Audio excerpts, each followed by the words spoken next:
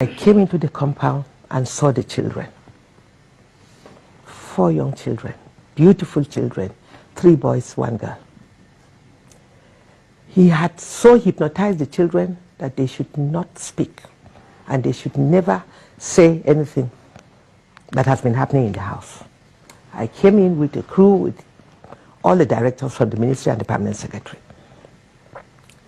And so sad, we did all we could. We met a friend of his there who has stationed himself to monitor what is happening, and the nanny that visits them to take care of the children. So when I was asking questions, the children, I saw that they were not forthcoming.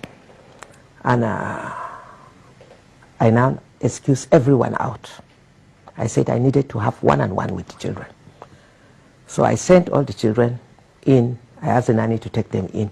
I started with the first son. I said, "Do you love your mommy?" He said, "Yes." "Has your mommy taught you to tell lies?" He said, "No." I said, "You know that, is she alive or dead?" He said, "She's dead." "You know that she's now your angel and she's watching you.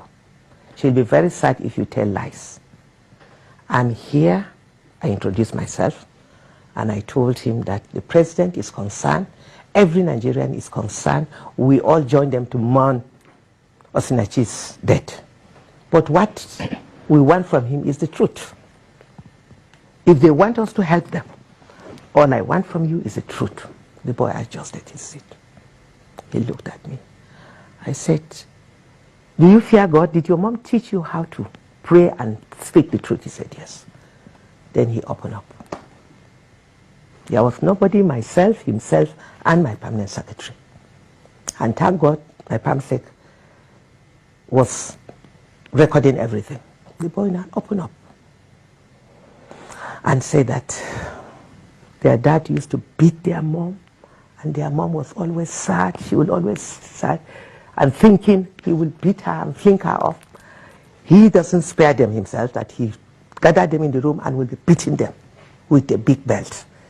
If the mom comes in to ask him to stop, he will turn back on her, beat her, lift her, fling her up. And that has always been the issue. And that they are always scared, and that he doesn't go out, he's always in the home. It's the mom that runs around.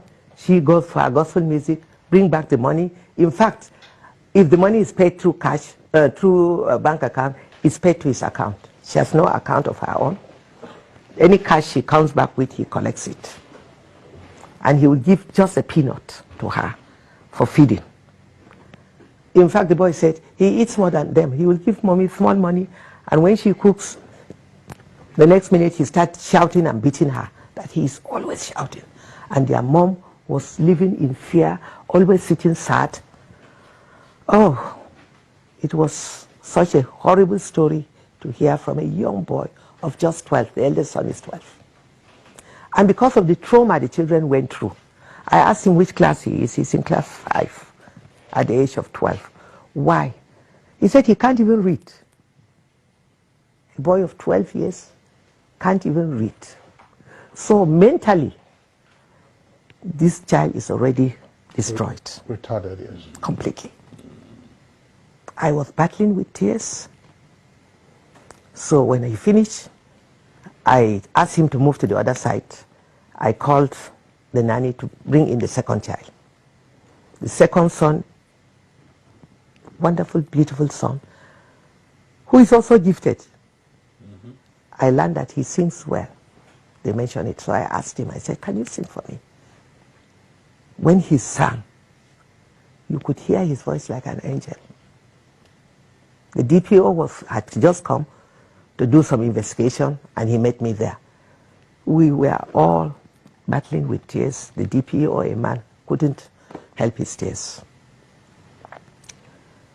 The second son explained the same horrible situation that they've all been going through.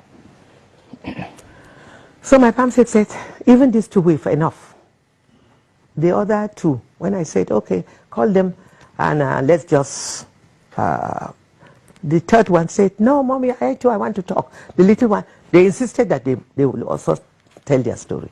So we sent everyone out, and we listen to each one of them, one after the other. In fact, the last one is 7. A girl, the only girl in the house. It's so sad. This is a situation that I'm calling on all Nigerians to stand with us and demand justice for Osinachi, and these children must be protected because he is not just a bully. I lack words to describe this man.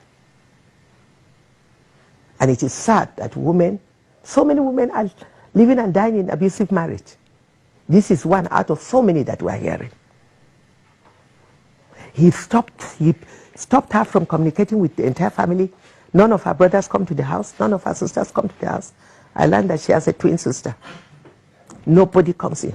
Even when he beat hell out of her and she was rushed to the hospital, he took her to the hospital.